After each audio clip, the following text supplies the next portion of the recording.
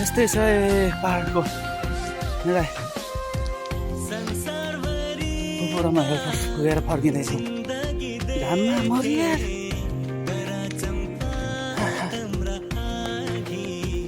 अझै कति छ आफूको अगाडि पछि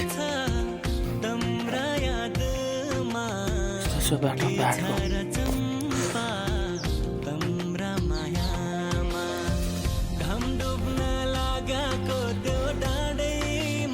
गर्मी चाहिँ छाता नि ल्याइन